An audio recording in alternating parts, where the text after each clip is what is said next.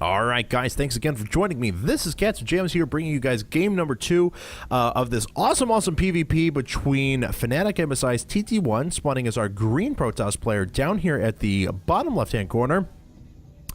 And, okay, so they're talking about OMS in the room. Apparently, at the moment, don't know if someone was specking this here, but down in the bottom right-hand corner is his opponent, currently up 1-0. That is DuckloadRa. Whiterah spawning as our red Protoss player. So Whiterah versus TT1. Game number 1, TT1 went for a 4 gates. Actually, I admit I was wrong. I predicted heavy sentry play initially. TT1 attacked with a lot of stalkers with a couple of zealots, and ended up following up subsequent attacks with that heavy sentry play that he is more known for, but actually didn't go for heavy sentries at first, more traditional for Warp Gate Rush. And Whiterah, on the other hand, he went for a Stargate first build. Stargate first into Forge with Photon Cannons. So he was actually barely able to hold off the 4 gate from TT1. It came down to pulling probes and making sure he didn't lose too much economy at that point.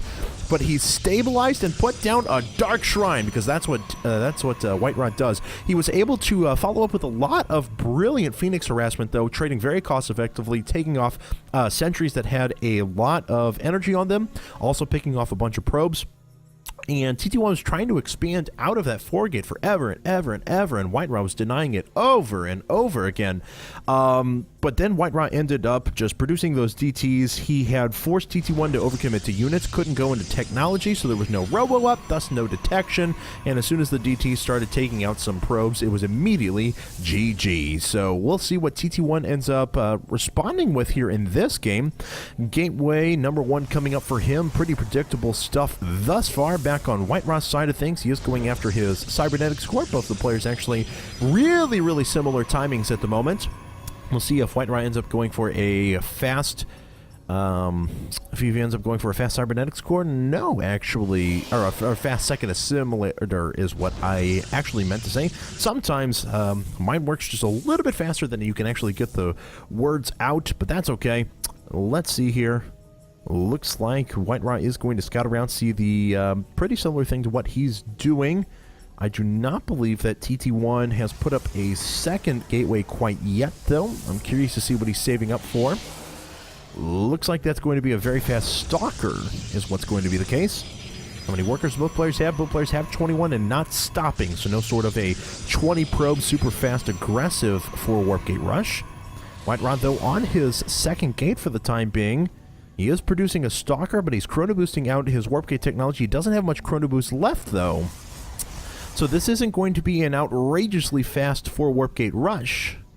Could certainly turn into a 4 gate, but it'll be pretty slow. Whiterah going to make his way out now. TT1 actually putting up gateways 2, 3, and 4. There it is, as soon as his opponent left the base. So a 4 Warp Gate Rush for sure out of TT1. Whiterah, on the other hand, just producing a bunch of stalkers for defense. Looks like he is still producing workers, though. Here's gateway number 3, and here's going to be gateway number 4. There it is. All right, so 4 Warp Gate on 4 Warp Gate.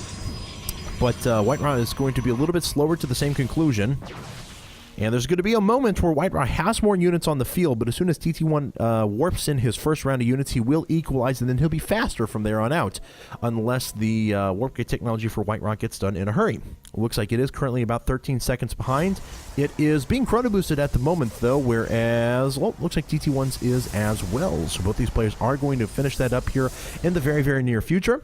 Now, 3 stalkers coming up for Whiterah. This is pretty critical. If he takes down this pylon, this is very bad for TT1, and TT1 knows it. So that Zealot getting up there, doing a little bit of damage to those stalkers. It is going to fall, though, if TT1 isn't careful. There we go. There's the first warp in of units, and TT1 is going to pull an advantage here momentarily. But 4 warp gates just finishing for Whiterah as well, so he should be able to stabilize. And if he gets in a few units himself, that's going to put him in a very... Oh, yeah, he is up in supply now. Looks like TT1 going to wait for a couple more rounds of units. Whiterah is going to have to be very defensive here. Does have a probe at the front as well. See if he drops down. Yeah, actually, dropping down a pylon. Yeah, exactly where Whiterah's going to do it is allow him to warp units in on the low ground and flank everything out of TT1. TT1 wants to commit, though. There are more Zealots in the short term for a Whiterah, but of course the Zealots from TT1 are now reinforcing. That is going to force Whiterah back. He is warping in yet more Zealots back at his base, though. And that actually gives both players equal numbers of Zealots and basically equal numbers of Stalkers as well, but whiterot is more effectively targeting down his opponent's units here for the time being. He's got to watch out, though, that he doesn't run into that Zealot fire for so long, and he actually does take quite a bit of damage there. TT1 reinforcing. whiterot still does have the advantage in terms of units overall. He has a way better economy, so he'll be able to produce units, higher tech units much faster. And it looks like whiterot sitting on the high ground now doing a brilliant bit of damage. He's actually down in army overall, though, down by 2 Zealots is what it amounts to. TT1 looks to be pretty powerful, but he has got to break this defensive position. And whiterot will just hang back next to these units on the high ground. If that's the case, looks like TT1 now finally going to commit. That is going to force whiterot to come in. He's going to be able to pick off a Zealot before it's able to warp in, or does a lot of damage to it, I should say. And here we go. Now whiterot is going to commit. He's pushing in with a lot of Zealots, doing a bit of damage. Oh my god! TT1 just loses a bunch of Stalkers. 2 Stalkers at the same time. And he is now significantly down in Stalker count. whiterot going to reinforce with more Zealots here for the time being. Bit of a tug-of-war going on. And now TT1 is going to have to get in there, but against superior Zealot numbers. And that's not going to bode well for him. These Zealots going down very quickly for TT1.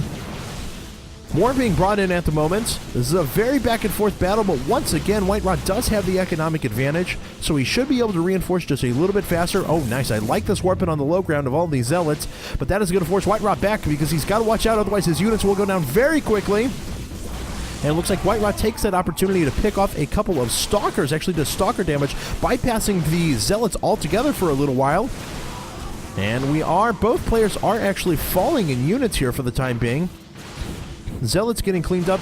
Oh no, but whiterot, good warp in there. He is able to, oh god, he is up by a Zealot and he's up by a Stalker here. Now up by 2 Zealots. That is huge. He's going to be able to crush through this force altogether. Looks like he's going to pick off the last Zealot there. Forces a GG out of TT1. So whiterot actually 2-0s his opponent TT1 here in this best of 3 set round of 64 action out of the IPL Season 2 Qualifier Week 3.